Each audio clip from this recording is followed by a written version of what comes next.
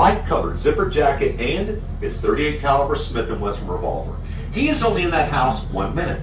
Then he comes back out here, and on foot, Oswald goes back in the exact same direction he just came from. But take a look at that little house, folks. On November 22nd, there are 16 rooms for rent. 10 on the upper level, 6 below in the basement. So folks, Oswald's going this way. He just went this way in his taxi. He got out of that taxi and on foot goes to the rooming house. And now on foot, Oswald is going back this way again.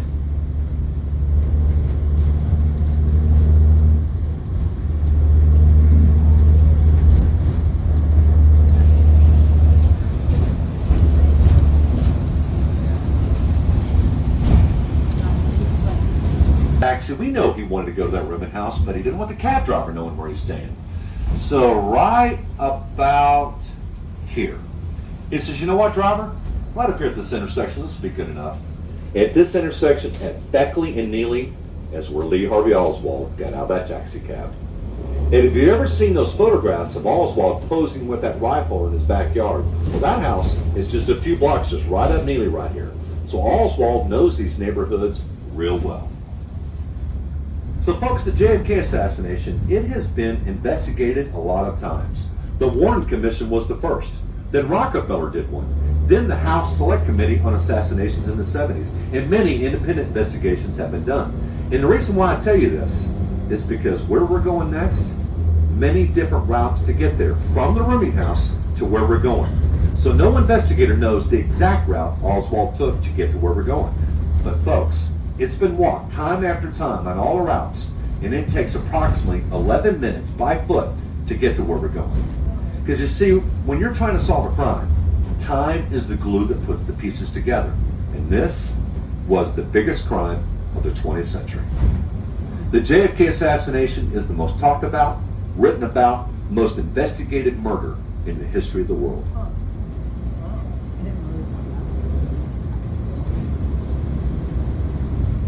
So like I said, folks, no one knows which one of these roads here Oswald took to get to where we're going. But today, I'm going to take you on the route of a key eyewitness to this next scene. And I'm going to make a right-hand turn on this next street coming up. It's called Denver Street. Take a look at these houses. These are the houses that were here that day. These are the neighborhoods Oswald is making his way through. This is what 1963 looks like right here.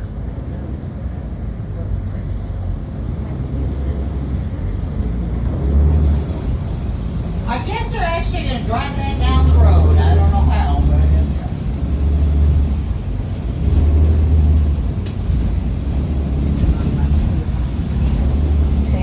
Yeah, I'll do the same thing. They're paid the way they were.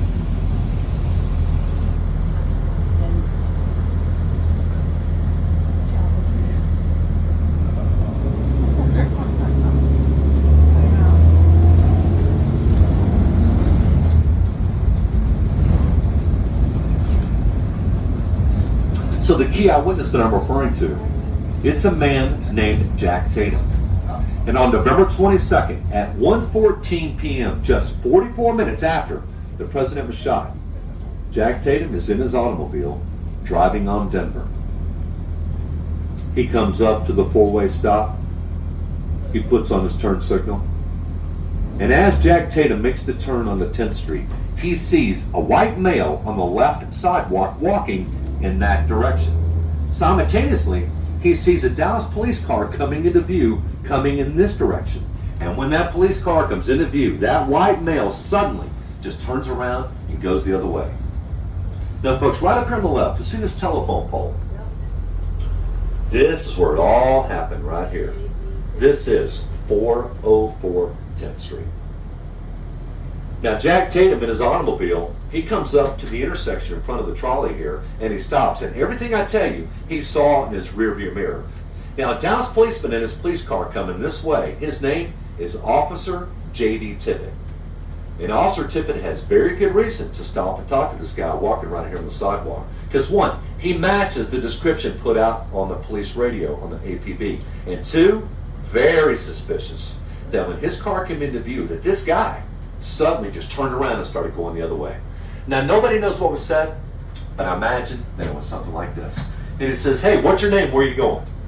Oswald leans over and he answers Officer Tippett through the vent window of the police car. And then Officer Tippett, he opens up his police car door. He steps onto the street, takes the gun out of his holster, walking slowly to the front of his car. And as he does this, Oswald takes 2 steps back and to the right. And just as Tippett is getting to the front of his car, Oswald reaches from under that light-colored zipper jacket, pulls out his .38 caliber Smith & Wesson, and he shoots Officer Tippett 4 times. And Officer Tippett falls dead on the street. Right there. There's an X straight down from the side of the trolley here in the middle of the street, kind of towards the rear, off from that phone pole. That is where the officer fell. And just recently, they had a little ceremony down here, and they put that sign up on the phone pole in honor of Officer Tippett. They've been doing that around the city for fallen officers and firefighters. Then Oswald cuts across this corner yard, tossing the 4 shell casings that he fired, and he heads that way down Patton Avenue. Now, Jack Tatum's at the intersection. Oswald came within 10 or 15 feet of him. He said he will never forget the look on Oswald's face. He said it was a smirk, almost a smile. Domingo Benavidez and Temple Bowley. These 2 men are eyewitnesses to this murder. They check to see that Officer Tippett is dead. Temple Bowley then gets into Officer Tippett's police car and calls in on his radio to dispatch. Hello, police operators. Go ahead, says news. You can. Well, there's a shooting out here. Where's it at? It says the news is police radio. What location? Between Las Vegas and Buckley. It's police